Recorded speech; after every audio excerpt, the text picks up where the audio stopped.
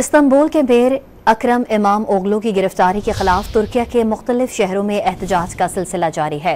तुर्क सदर रजब तैयब उर्दवान के हरीफ और इस्तांबुल के मेयर अकरम इमाम ओगलू को गुज़िश्ता रोज बदउनवानी और दहशत गर्द ग्रोह की मदद के इल्जाम में गिरफ्तार किया गया।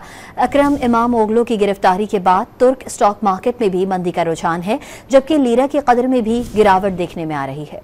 इस्तांबुल के मेयर अकरम इमाम ओगलू की गिरफ्तारी के खिलाफ तुर्किया के मुख्तलिफ शहरों में एहतजाज का सिलसिला जारी है।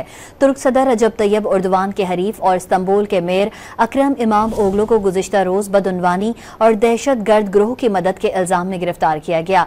अकरम इमाम ओगलू की गिरफ्तारी के बाद तुर्क स्टॉक मार्केट में भी मंदी का रुझान है, जबकि लीरा की कदर में भी गिरावट देखने में आ रही है।